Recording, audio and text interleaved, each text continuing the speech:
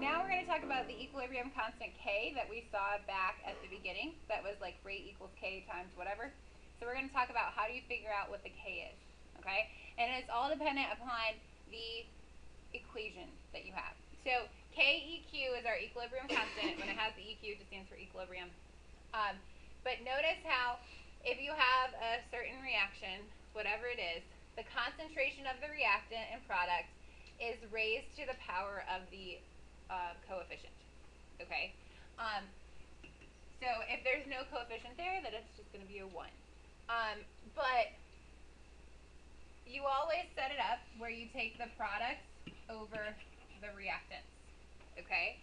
And that will be true on Monday when we do the last part of the notes. But products always over the reactants, okay? And then we will be able to solve for the K with that. Pause time. If you need a calculator, please go grab one now. I kind of forgot to do that. Thank you.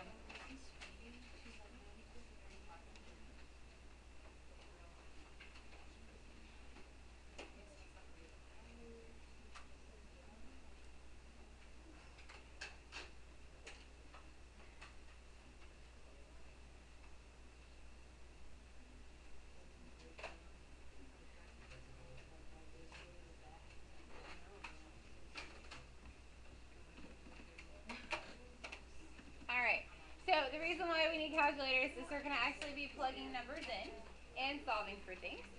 So the brackets still mean concentration and molarity.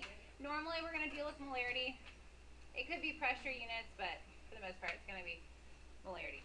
Because of this, only aqueous and gaseous components can be included in the expression. So that means that solids and liquids are excluded. So if you ever see a solid or a liquid in the equation, you just cross it off and it doesn't matter anymore.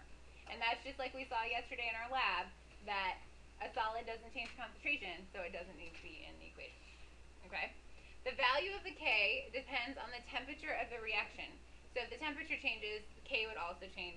But we're not going to deal with that today. We're just going to deal with, here's some information, let's plug it in and solve. Okay? The other nice thing about when you're solving for K is there's no unit on K. Because you can get into like a really complex thing, but it's so complex that the scientific community has just said, well, let's not deal with it and just leave it off. Okay? So the size of the equilibrium constant, this is a review from what we talked about back in the first day. It tells us whether it favors the reactants or products when it's at equilibrium. So when it's higher than, when it's a positive exponent on the times 10, so it's greater than 1, and is a really large value, then that means that it's favoring the products, okay? And then when it has a small value, so like a negative 11 on the exponent there, or negative exponent, then that means that the reactants are favored. And so that means when I say favored, that means that there will be more of them present at equilibrium. But sometimes it might be like right around 1 or 0, and so then when it's right around there, then that means that they're basically the same in their concentration. They're even out. So it's kind of hard to tell those. Okay, so now we are going to do examples 3 and 4. 3 solves for the K, 4 is a little bit more thinking, and then we're done. Okay? So we have an equation that we have dinitrogen tetroxide and nitrogen dioxide existing in equilibrium. And the first thing we're going to have to do is make sure it's balanced, because those coefficients are key when writing the expression. And then we're given information about the moles so that we can plug in molarities and solve for your constant, or solve for your K. All right? So I need more room, obviously. Was the equation balanced to start? No? How do you balance it? 2 in front of the NO2. Exactly. Okay. Now, let's go ahead and write out our K expression. So, the KEQ is equal to, we're going to take the products over the reactants, so right over left. So, I have NO2 that I'm going to put in the brackets. Don't include the coefficient 2 there. Instead, include it as an exponent. Okay, so it's being NO2 to the second power. And that's the only one. If we had multiple products, then you would multiply all the products together over the reactant, N2O4. Okay? And since there's no coefficient, it's just a power of 1. Alright? Now, we are solving for this right here. Okay? The K value. So in order to do that, we need to plug in molarities. Well, we are given that for the N2O4, we started with 0.0045 moles. And for the NO2, we are starting with 0.030 moles. And I said we have to plug in molarity. So in the event that I give you moles, you just have to find how many liters is your container and divide by that many liters. So how many liters is our container this time? 1, because it says a liter, right? So that's just 1. So if I divide both by liters, because molarity equals moles over liters, is it the same number for them? Yes, it is.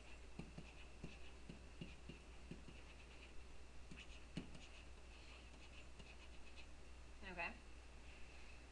So then now I can plug these into my K expression and solve for the KEQ. Okay. So the NO2 goes on top, so I'm going to have 0.03 squared over 0.0045. So what do you get for your answer? 0.2? Okay. On significant figures, these are the two numbers we started with. How many sig figs is this one? The 40.0045. 2. The zeros in front don't count. What about the 0.030? It is also 2. These zeros before don't count, but the 0 after does. So we need to round to 2 sig figs. Is this currently 2 sig figs? No, so I got to add a 0 at the end. And since it's the K that we solved for, we don't need to have a unit. So 0.20 is our answer. Okay? What did you say?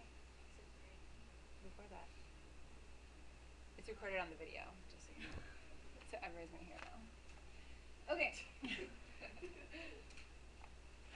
Next, example 4. This one we're going to be solving for the concentration instead of solving for K. It's just a little bit algebra differently, but that's all.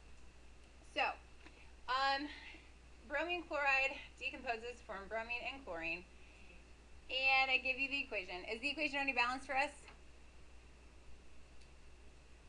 Is the equation already balanced for us? You all good? You okay back there? All right. So at a certain temperature, the equilibrium constant for a reaction is 11.1. So that's our KEQ right there, is 11.1. A sample of pure BrCl is placed in a 1 liter, you're welcome, it's 1 liter, container and allows to decompose at equilibrium. The reaction mixture contains 4 moles of Cl2. What are the equilibrium concentrations of the Br2 and the BrCl? Okay. So let us first write our K expression. So our reaction is this. Okay. Is it already balanced? Yeah. And then, so the KEQ is equal to product over reactants. So it's Br2 times Cl2. And there's no powers on those because they both have coefficients of 1. Over BrCl, and that's raised to the second power. Everybody understand where I got that from? Awesome. Okay. Now, it tells us in the problem that the equilibrium constant value is 11.1. So that's going to be plugged in for our KEQ here, so we're not solving for that this time. We want to know the equilibrium concentrations for the Br. We want to know the equilibrium concentration for the BrCl. And we are given in information about the Cl2. So for the Cl2, we're given that it's 4 moles. But what's the size of our container? 1 liter. So that is just equal to 4 molar, right? Which makes life easy. If it would be like 2 liters or something, then you actually do have to figure out what the answer is before you plug it in. But, so, plug in what I know right now. I know that it's 11.1 is equal to, and then I know 4 molar for this one. I don't know anything else to plug in, okay? But you really do. So if we were doing a stoichiometry problem, but we're not going to. I'm just going to tell you what the answer is. And I said we had 7 moles of BRCl, and I want to know how many moles of this and how many moles of that does it make. Well, if you did your like 1/2 ratio, 1/2 ratio, the moles of each, the Br2 and the Cl2, will be equal to each other because the coefficient is the same. So that means that at equilibrium, the molarity of the Cl2 is also the molarity of the Br2. So all that means is we're going to plug 4 in here. Okay? So the Br2 concentration is 4.00 molar. So that's one of our answers. Okay? Just right there. It's just logical thinking. Okay? But we don't know the BRCl, so we need to solve that one still out. Okay? So instead of writing BRCl again, because that's just a lot, I'm going to just put X. Okay? So then how is a good way for us to solve for X with how it's set up? If X is on the bottom, what should we do?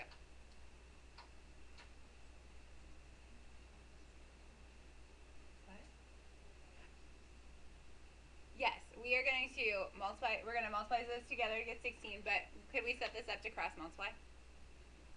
Like if I put this over 1. Does that help me get X out of the bottom? Yeah.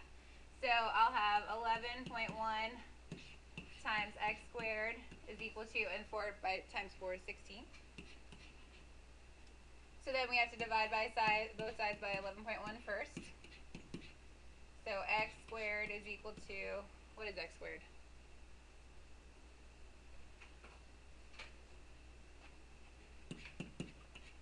Okay. And then to get rid of the square, we have to square root both sides. So X is equal to, on my calculators, if you have the 1.44 in there, then you just hit the square root button. What do you get? 1.2. But we need 3 sig figs, so what do? Add a 0. And since this is the concentration of the BRCl, we do need to have a unit of molar.